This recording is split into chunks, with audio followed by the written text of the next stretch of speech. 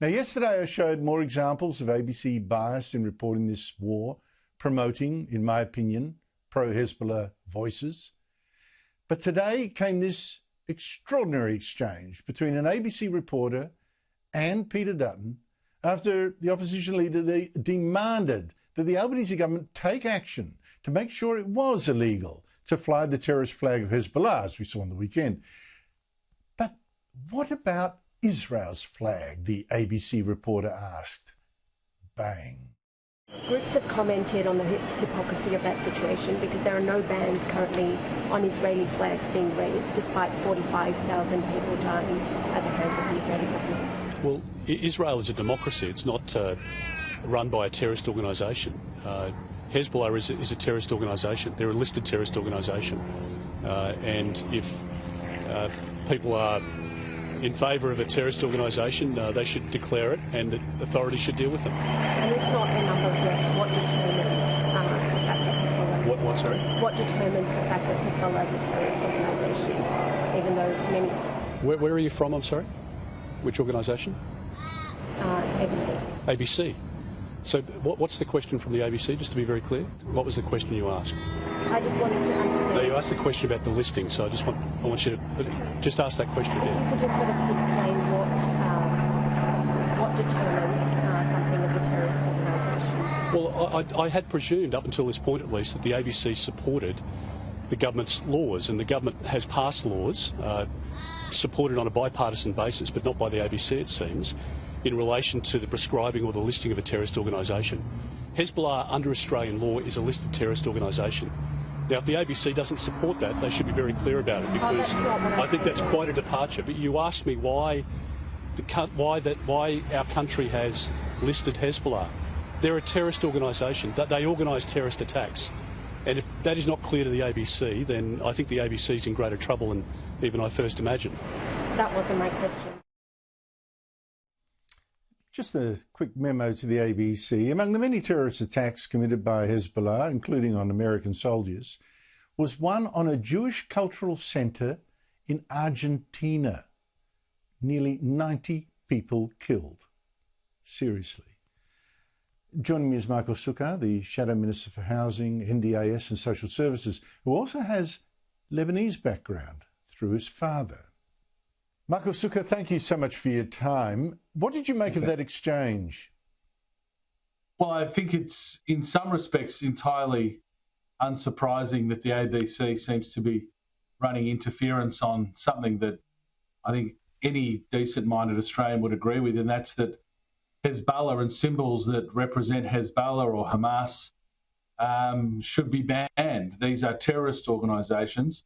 Let's be frank, not a line ball call to state that these are terrorist organisations. If that ABC journalist wants to understand why we don't think Hezbollah symbols should be shown, I think we can just mention suicide bombings, car bombings, plane hijackings, murders, kidnapping, rape, torture, short and long-range missiles into Israel, murdering Israeli citizens.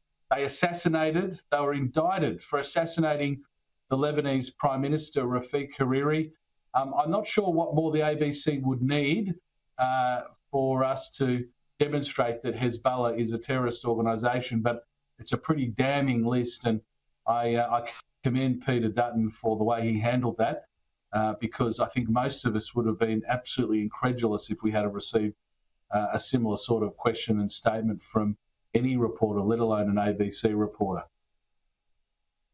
Yeah, I was shocked too, I admit. I know the rot has gone deep in the ABC, but this is really, I mean, this is just so flagrant. I mean, the idea that she, implicit in the question, equating the Israeli flag to the Hezbollah flag, or at least asking a question that seemed to do that, whether the Israeli flag should also be banned as a terrorist one. I wonder why she didn't say, you know, the Syrian flag should be banned, 500,000 people killed there, or the Russian flag, 500,000 people killed, or 1 million, including the Russian dead in the attack on Ukraine. I mean, so many flags could be banned by this measure. But she said, why wasn't the Israeli flag also banned as a terrorist symbol?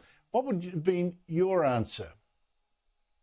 Well, I think I would have been far less polite than Peter Dutton was. I just think it's extraordinary, that the ABC would not just accept at face value that any symbol of Hezbollah is a symbol that represents a terrorist organisation. I just went through the litany of crimes of Hezbollah, and I think it not only shows where the rot has started in the ABC, but the lack of intellectual rigour. You don't need to be a Middle Eastern expert to appreciate and understand that Hezbollah is just like Al-Qaeda, just like ISIS, just like Hamas, and the idea that you would compare the sovereign flag of a nation like Israel, the only true democracy in the Middle East, somehow to a Hezbollah flag, just shows how far the rot is in the ABC. And I feel for that journalist if she was put up to asking that question from some other senior journalist texting it to her, or and I feel a little less sorry for her if that was her question herself. But outrageous that you would draw that link. And let's be honest, Andrew.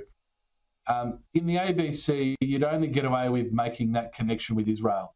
No ABC journalist would dare make that connection with the flag of any other nation, let alone any other Middle Eastern nation. Michael, this is an interesting, maybe a very difficult issue for you to be commenting on, given that your father was Lebanese Maronite Christian. Christians used to make up half the population of Lebanon. Now it's less than a third. How do you feel about Hezbollah? How do you feel about this war that's being reported as an Israeli war against Lebanon, as if all Lebanese must be against what's happening and be mourning the death of the Hezbollah leader?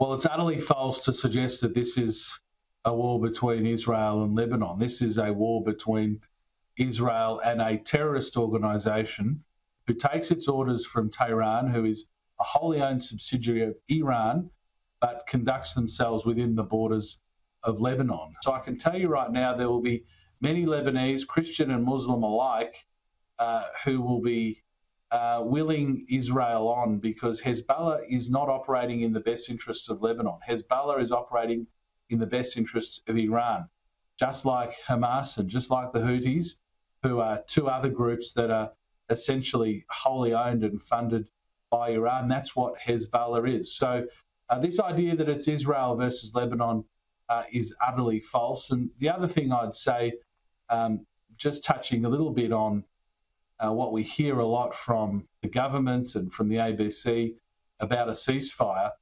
Hezbollah has been lobbying missiles into Israel to the point where Israel has had to evacuate tens of thousands of their citizens outside of the range of those missiles. Hezbollah would be Israel would be derelict in their duty if they weren't to suppress that threat to their country. Let's think about it as Australians. If Australia was being bombed and large parts of our country and citizens had to be moved outside of that bombing zone, I think any decent-minded Australian would expect that the Australian government and Defence Force would fight back. So this idea that Hezbollah is allowed to wander in there and punch Israel in the face, and then Israel hits back, and then all of a sudden we call for a ceasefire now, I think is remarkable. Israel has a duty to hit back, and to go back to where we started, Andrew, there will be many Lebanese, Muslim and Christian alike, who will be willing the IDF on to eliminate Hezbollah from Lebanon, who are not operating in the best interests of Lebanon, but are in fact bringing misery onto Lebanon.